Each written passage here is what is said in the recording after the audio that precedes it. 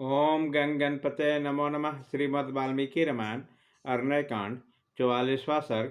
श्री राम के द्वारा मारीच का वध और उसके द्वारा सीता और लक्ष्मण के पुकारने के शब्द सुनकर श्री राम की चिंता। लक्ष्मण को इस प्रकार आदेश देकर रघुकुल का आनंद बढ़ाने वाली महातेजस्वी श्री रामचंद्र जी ने सोने की मुठ वाली तलवार कमर में बांध ली। तत्पश्चात महापराक्रमी रघुनाथ जी तीनों स्थान में झुके हुए अपने आभूषण रूप धनुष को हाथ में ले पीठ पर दो तरकस बांधकर वहां से चल दिए। राजा धीराज श्री राम को आते देखकर वह वन मृग के राजा कांचन मृग भय के मारे छिप गया और किंतु फिर तुरंत उसके दृष्टिपथ में आ गया। जब तलवार बांधे धनुष लिए श्री राम जिस ओर मृग था उस ओर दौड़े। धनुधर श्री राम ने देखा कि वह अपने रूप को सामने की दिशा में प्रकाशित सी कर रहा था। वह महान वन में पीछे की ओर देखकर आगे के भाग रहा था। कभी छलांगे मारकर बहुत दूर निकल जाता, कभी इतना निकट दिखाई देता कि हाथ में पकड़ लेने का लोभ पैदा किया जाता था। कभी डरा हुआ, कभी घबराया हुआ, कभी आकाश में उछलता हुआ दिख रहा था, कभी वन के किन्हीं स्थानों में छिपकर अदृश्य हो जाता था। मानो शरद ऋतु का चंद्रमंडल का मेघ खंडों से आवृत हो गया था।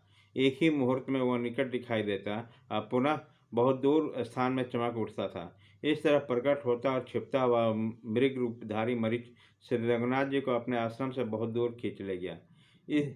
इस तरह उन्होंने मोहित और बेबस होकर श्री राम जी कुछ कुपित होकर और एक थक कर एक जगह पर छाया का आश्रय लेकर हरी हरी घास वाली भूमि पर खड़े हो गए। इस मृग रूपधारी निशाचर ने उन्हें उन्मत्त सा कर दिया। थोड़ी देर में वो दूसरे मृगों से घिरा हुआ पास ही दिखाई दिया। श्री राम मुझे पकड़ना चाहते हैं, यह देखकर फिर भागा और भय के मारे पुनः तत्काल ही अदृश्य हो गया। तत्वर्ती व पुनः दूरवर्ती वृक्ष समूह से निकला और उसे देखकर महा तेजस्वी श्री राम ने मार डालने का निश्चय किया। तब वह क्रोध में भरे हुए बलवान राघवेंद्र ने श्री राम ने तरकस से सूर्य की किरणों के समान तेजस्वी एक प्रज्वलित शत्रु सहारक बाण उसे अपने सुदृढ़ धनुष पर रखा और उस धनुष को जोर से खींचकर उस मृग को लक्ष्य से करके पुकारते हुए सर्प के समान सनसनाता हुआ प्रज्वलित तेजस्वी बाण जिसे ब्रह्मा जी ने बनाया था छोड़ दिया। ब्रज के समान तेजस्वी उस उत्तम बाण ने मृग रूपी मारीच के शरीर को छेद कर उसके हृदय को भी विदीर्ण किया। उसके चोट से अत्यंत आतुर होकर वह राक्षस ताड़ के बराबर उछल के पृथ्वी पर गिर पड़ा। उसका जीवन समाप्त हो चला। वह पृथ्वी पर पड़ा पड़ा भयंकर गर्जना करने लगा। मरते समय मरीच ने अपने कृत्रिम शरीर को त्याग दिया और फिर रावण के वचन का स्मरण करके उस राक्षस ने सोचा किस उपाय से सीता लक्ष्मण को यहाँ भेज दे और सुने आश्रम में रावण उसे हर ले जाए। रावण के बताए हुए उपाय को काम में लाने के लिए अवसर आ गया है। यह अवसर सुनकर श्री रामचंद्र जी की के समान हा सीते हा लक्ष्मण काका पुकारा। श्री राम के अनुपम बाण से उसका मर्म विदीर्ण हो गया। अतः उसने मृग रूप को त्याग कर उसने राक्षस रूप धारण कर लिया। प्राण त्याग करते समय मरीच ने अपने शरीर को बहुत बड़ा बना लिया।